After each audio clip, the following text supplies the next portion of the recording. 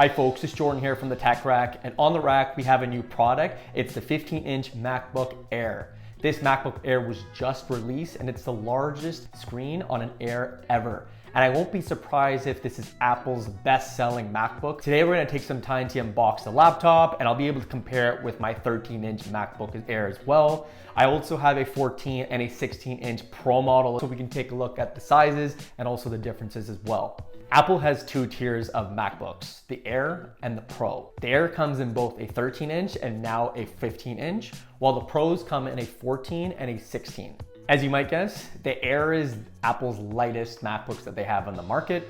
They are also their lowest priced MacBooks as well. You might have guessed it again, but the Pros are for the professionals. They're for work, they're for business, or expensive, intense hobbies like mine. Typically, if folks wanted to get a larger screen MacBook, they would have to opt to Apple's most expensive laptops, the Pro versions, either the 16-inch that they have now or a previous 15-inch before.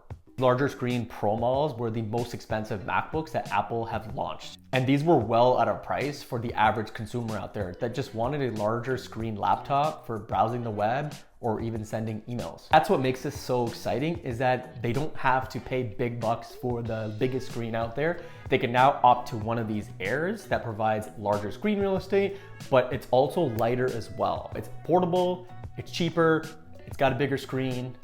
What don't you like? As you can see, the 15-inch design is pretty slim still, and it replicates the exact same build quality as the 13-inch M2 that launched last year. When it comes to colors, the 15-inch shares the 4 same colors that are also on the M2 13-inch as well. Those colors are Starlight, Midnight, Space Gray, and this one here in silver. When it comes to configurations for the 15-inch Air, the base model starts off with 8 gigs of RAM, 256 gigs of SSD, an M2 chip, and also an 8-core CPU.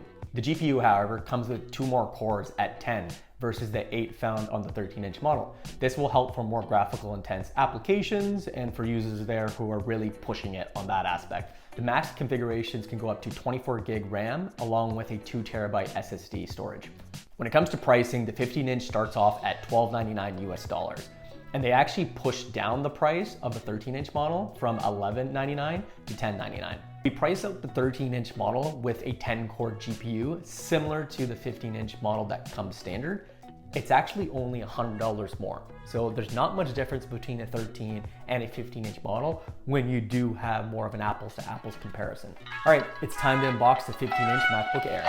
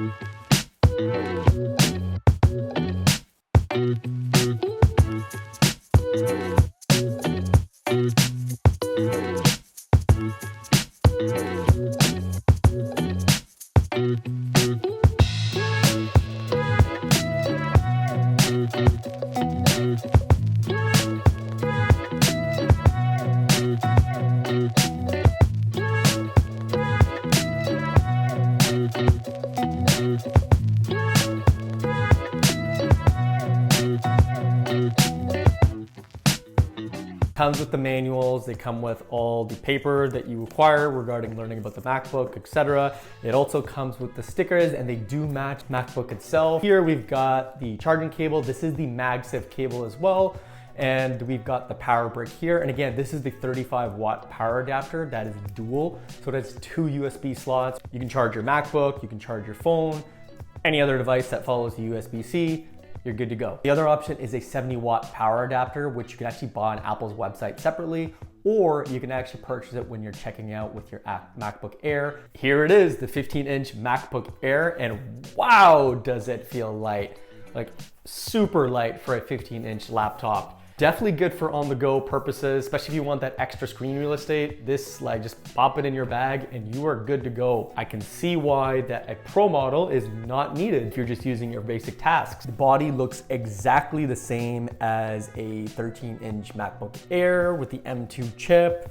It's got the same ports on the left, it's got the MagSafe charger, and it also has the headphone jack on the right as well. Same keyboard, same trackpad. However, the trackpad does look larger here on the 15-inch Air. Have the notch at the top. Very unnoticeable once you get used to it. You won't even know it's there anymore. I brought out my 13-inch MacBook Air with the M2 chip here. This is the little sibling to the 15-inch that we have. 13-inch is in the midnight, and we have the silver here for the 15-inch Air. They are identical. Other than the size, they have the exact same keyboard, the ports, the same headphone jack on the right side of it. The screen is the exact same, of course, larger on the 15, but it still has the notch at the top and a Retina display for both. You notice that the trackpad is much bigger on the 15-inch, so which is great.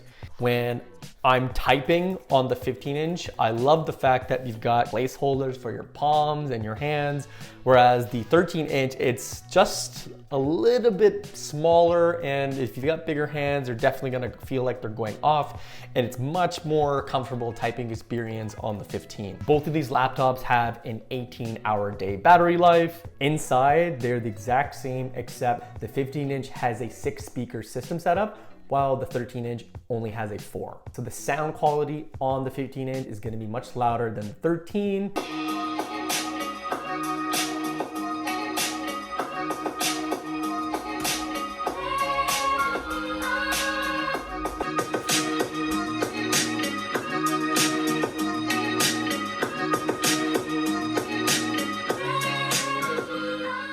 The 15-inch also has those 2 additional GPU cores. However, you can upgrade the 13 to match those GPUs. The 15-inch Air is supposed to ensure that folks don't have to spend more than $2,000 on one of their pro devices. However, there are gonna be some folks that do require the best performance out there for video editing, graphic design, music production, video production. That's where they're gonna benefit from those pro models. And they're also gonna be able to get a better screen. They're also gonna get those ports, the HDMI, SD card slot, and also the extra Thunderbolt port as well. And I've got to say, the speakers on the Pro devices are out of this world. They're the best speakers I've ever heard, ever, on a laptop.